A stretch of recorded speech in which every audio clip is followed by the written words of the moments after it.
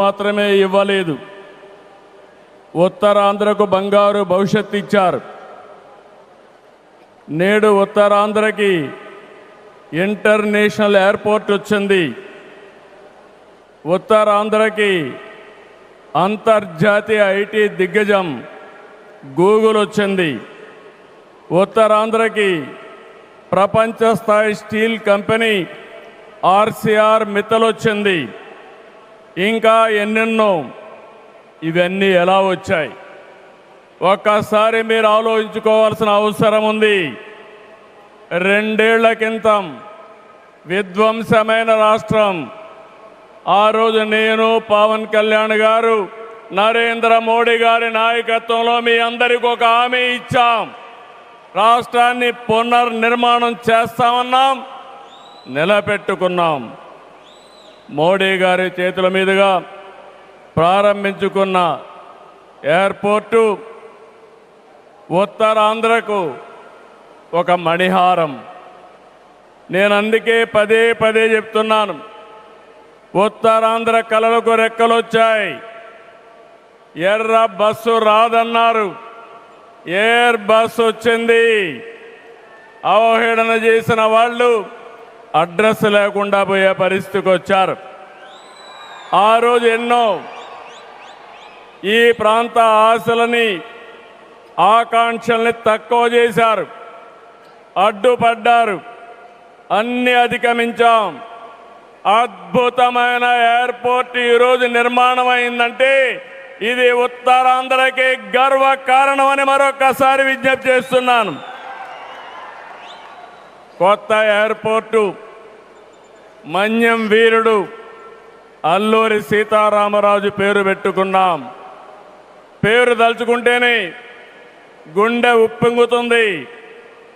గిరిజనులతో కలిసి ఆయన చేసిన స్వాతంత్ర పోరాటం దేశం ఎప్పటికీ మరిచిపోదు.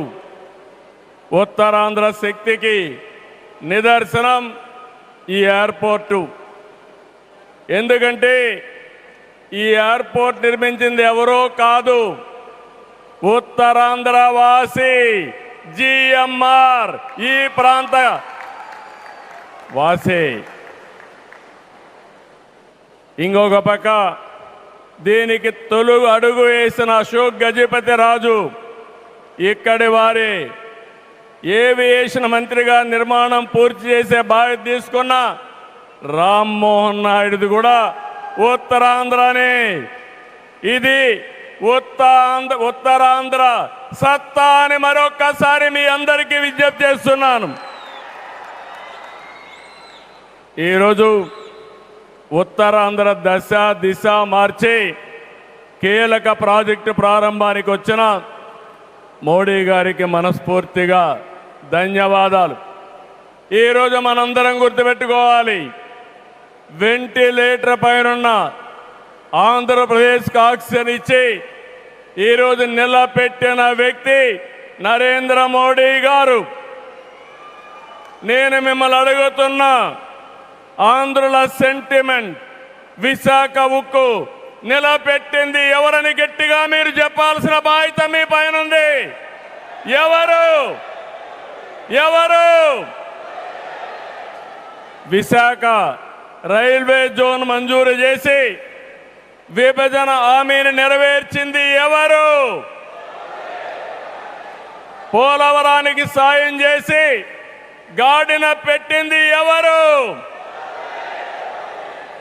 రాజధానికి నిధులిచ్చి పనులు పునఃప్రారంభించిన వ్యక్తి ఎవరు? 2027 భోగాపురంలో చెప్తున్నాను, పోలవరాన్ని పూర్తి చేసి మన ప్రధాని చేతుల మీద జాతికి అంకితం చేస్తామని హామీ ఇస్తున్నాం. 2028 అమరావతి మొదటి దశ పనులన్నీ పూర్తి చేసి మన ప్రధానమంత్రి నరేంద్ర మోడీ గారి చేతుల మీదుగా ప్రారంభిస్తామని మీ అందరికీ హామీ ఇస్తున్నాను. దీనికి మనందరం థ్యాంక్స్ చెప్పాలనా లేదా అని అడుగుతున్నా. చెప్పాలనా లేదా అని అడుగుతున్నా. థ్యాంక్ యూ, థ్యాంక్ యూ, ధన్యవాదాలు, ధన్యవాదాలు.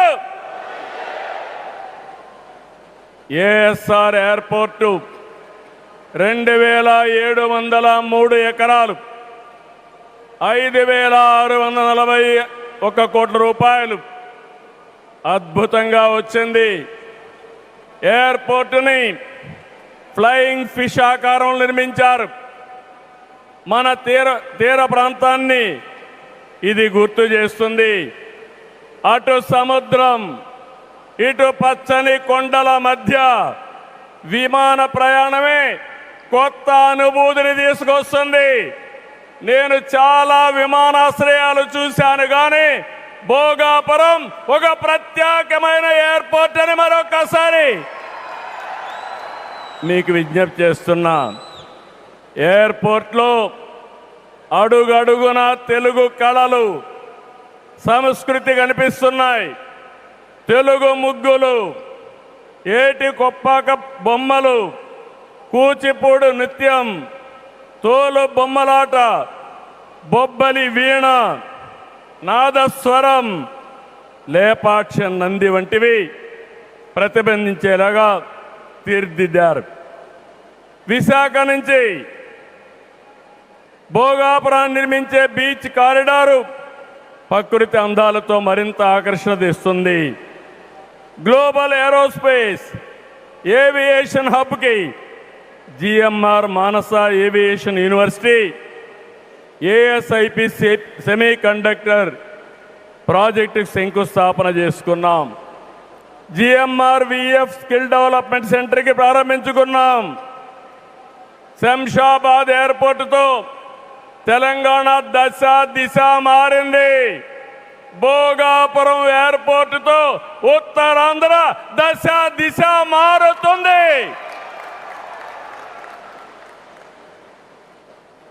2015లో ఆనాడు ప్రధానమంత్రిగా ఉన్న నరేంద్ర మోడీ గారి నాయకత్వంలో ప్రకటన చేశాం. 19లో అనుమతులు తెచ్చి శంకుస్థాపన చేశాం. భోగాపురానికి నాడు కొబ్బరికాయ కొట్టింది మనమే, నేడు గుమ్మడికాయ కట్టింది మనమే. గుర్తుపెట్టుకోమని కోరుతున్నాను. ఈ 2 ఏళ్లలో ప్రధానమంత్రి గారి సహకారంతో ఉత్తరాంధ్రలో 189 ప్రాజెక్టులకు సంబంధించి 6,13,00,000 పెట్టుబడులు. ఇవి పూర్తయితే 5,57,000 మందికి ఉద్యోగాలు వస్తాయని మీ అందరికీ విజ్ఞప్తి చేస్తున్నా. ఉత్తరాంధ్రలో వచ్చే 3 ఏళ్లలో 2,784 కోట్లతో 8 ప్రధాన సాగునీటి ప్రాజెక్టులు పూర్తి చేస్తాం. ఇది కాకుండా 65 సంవత్సరాలుగా పెండింగ్ ఉన్న నేరేడు బ్యారేజీని కేంద్రం క్లియర్ చేశారు. దశాబ్దాల కలని నిజం చేస్తాం. ఈ నెల 14వ తేదీన గోదావరి నీటిని ఉత్తరాంధ్రకి, ముఖ్యంగా అనకాపల్లికి తీసుకొచ్చే బాధ్యత ఎన్డీఏ ప్రభుత్వం తీసుకుంటాం. గోదావరి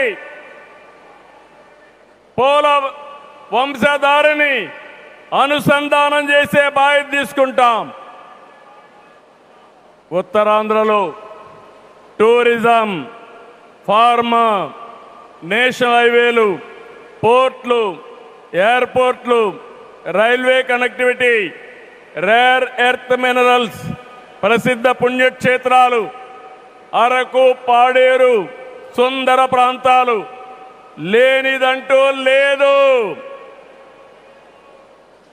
వీటితో ఉత్తరాంధ్ర నుంచి వలసలు పోరు. వేరే ప్రాంతాల్లో శ్రీకాకుళం కాలనీలు ఉండవు. వేరే ప్రాంతం నుంచి ఉత్తరాంధ్రకు వలసలు వచ్చే రోజు తొందరలోనే ఉందని మరొకసారి విజ్ఞప్తి చేస్తున్నాను. మిమ్మల్ని కోరేది ఒకటే, ప్రతి వ్యక్తికి అవసరమైన అవకాశాలు కల్పిస్తున్నాం. వాటిని అందిపుచ్చుకోండి. మీ జీవితాలకి మార్చుకుంటూనే సమాజం కోసం, ఈ ప్రాంతం కోసం పనిచేయాల్సిందిగా మిమ్మల్ని అందరినీ కోరుతున్నా. ఈ సందర్భంలో నేను ఒక్క విషయం మీ అందరికి గుర్తు చేయాలి. ఇప్పుడే పవన్ కళ్యాణ్ గారు కూడా ఆవేదన గుర్తు చేశారు. We are in inspiring time. PM Saab, Modi Saab, I am telling you with my heart. We are in inspiring time. The world has moved from IT to AI. The right knowledge is available. The right technology is maturing. But we need leaders to deliver. Democratic countries everywhere are facing crisis, searching for new leaders. We are fortunate, India is fortunate. There is a tested leadership. 25 years, Narendra Modi ji as Chief Minister and Prime Minister of India has done extraordinary work. నేను చెప్పింది వాస్తవం అయితే మోడీ గట్టిగా చెప్పాలి. Modi, Modiji.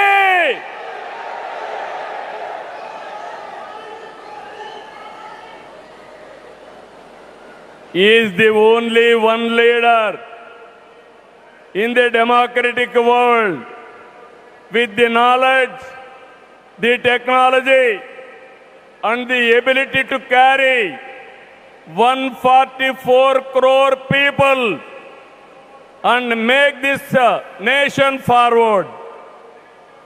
For the last 12 years, all of us have to compare tremendous track record, digital public infrastructure. Today I can say proudly, world largest transactions, digital transactions are happening not in America, not in China, but in India. That is the credit Narendra Modi ji has done. Financial inclusion, Jan Dhan. Yes, Modi. Louder. Second, financial inclusion. Ordinary man, JAM. It is a historical moment. Without corruption, any benefit is going to the last mile, that is DBT. Nowhere in the world, in India it has been established. Infrastructure, you have seen Bhogapuram, like this so many airports. National highways, I can say proudly, nowhere in the world our national highways can beat. Railways, yesterday high-speed trains are coming. And also, green hydrogen train has come in India. First time, that is what Narendra Modi ji. Ports, metros, green energy. Nobody dreamt 500 gigawatts of green energy. Surya Ghar. And also, he promoted green energy like anything. GST is a breakthrough reform. Welfare, every poor person house, Ayushman Bharat, LPG, JJM, through JJM, every home he wanted to give tap water. GDP, wealth creation from 11th place. He brought it to 4th place. That is the pride. National defense and also security. There is no Naxalism, no terrorism. Under his leadership, we are all safe. Foreign policy, one of the best foreign policy. Every country is shocked to hear that. Space, science, technology. If we talk anything, I have seen in my past 5 decades career. 1978, I became first time MLA. 1980, I became minister. First time, I have seen a leader with clear clarity. Always, he works with a single agenda, nation first. I am asking one thing, how many leaders with dedication they have worked? In my experience, only one leader, that is Narendra Modi, has done extremely good work.